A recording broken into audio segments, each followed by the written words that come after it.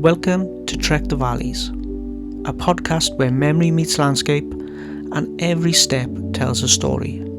I'm Gavin, and this is a journey through Welsh outdoors, through personal reflection, and through the quiet moments that shape who we are. From wild camping to cinematic soundscapes, from childhood walks to historical echoes, each episode blends nature, emotion, and storytelling. So whether you're walking with me, listening from home, or simply seeking a moment of clarity, you're in the right place. This is Trek the Valleys. Let's begin. There's a path I've walked before, long ago, with my grandad and my dad. Back then, it was an adventure, picking sticks, carving walking staffs, swimming in river pools, swinging from trees. Now I walk alone, but every step echoes with memories. This episode is about that walk, the one that shaped me. It's about how the land changes and how we do too. Welcome to Trek the Valleys, episode 6, The Path We Once Walked. We walked the old ram road, gravel underfoot, the kind that sings with every step. The air was fresh, sharp with morning, and the birds seemed louder back then. Or maybe I just listened more. I remember picking nuts from trees, stuffing pockets full of them like treasures, and sticks. Always sticks, not just for walking, but for crafting. We'll take them home, strip the bark, shape them into something that felt like ours. The paths twisted and beckoned, leading us down to the river. We'll swim in the small pools, cold enough to make you gasp, clear enough to see the stones beneath your feet. We'll pass the old farm, and I was told, with a kind smile, that's where our ducks had gone to live. But now I realise they weren't there. They had gone to duck heaven.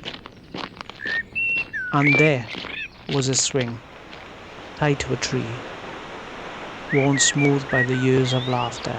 I'll push off with both feet, flying just as high enough to see the valleys open wide. From the swing, we'll skip stones across the river, watching them dance, counting the skips, laughing when they sank too soon. Then we'll make our way over to the Crossbackham pub. I remember the walk, the feel, the sounds, and the quiet anticipation. Then my dad would buy me a Coke and a packet of crisps. It wasn't just a snack, it was a ritual. Then we would sit there, together, not saying much, but saying everything. The pub is gone now, but that moment, that feeling is still here, still part of the walk. We didn't just pick sticks, we chose them, felt their weight, tested their grain. Back home, the ritual began. Penknife in hand, bark peeled back like secrets.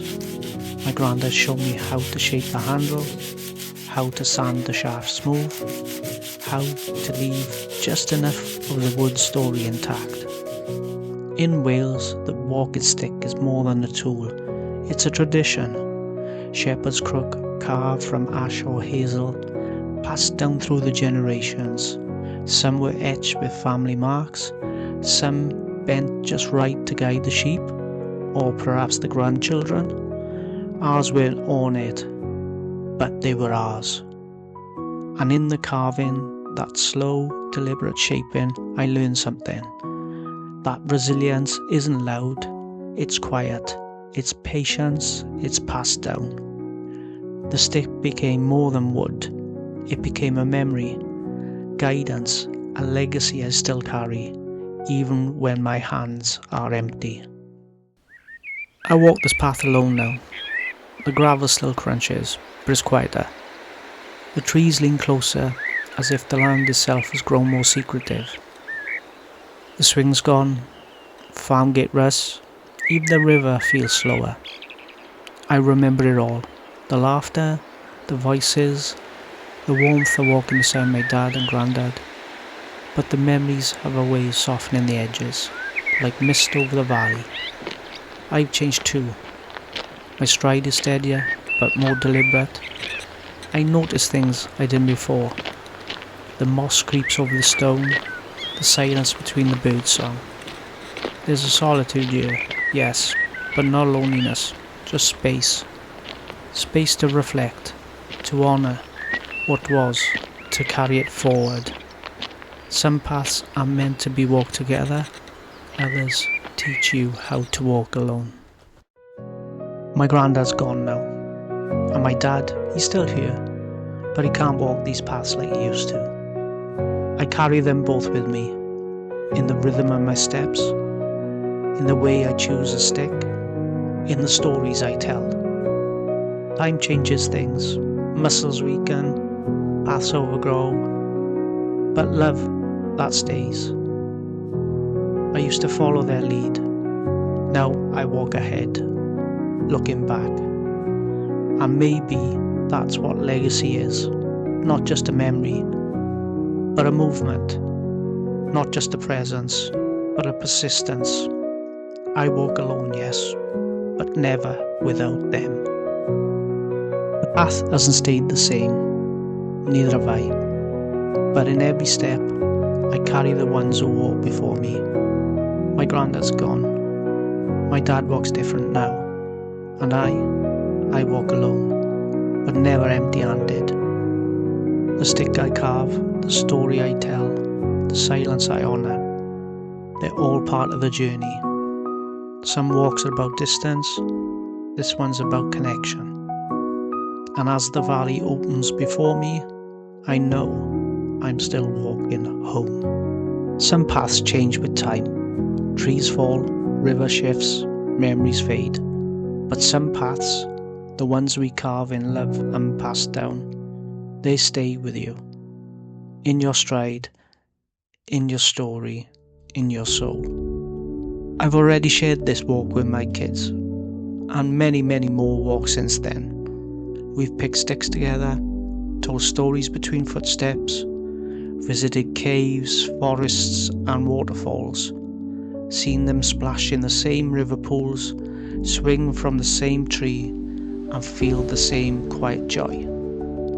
And one day I'll do it again with my grandchildren, because what I learned on these walks, patience, connection, joy is the simple thing. Those are the gifts worth passing on. Not just the stories, but the feelings, the rhythm of walking together, the silence that speaks louder than words. Legacy isn't just what you leave behind, it's what we share while we're still here. Thanks for walking with me again, through memory, through change, through the quiet spaces where legacy lives. I'll catch you on the next one. Until then, keep walking your path and carry those stories with you. Some walks stay with you, not for distance, but for meaning. This was one of them. Thanks for joining me on Trek the Valleys, a podcast where memory meets landscapes and every step tells a story.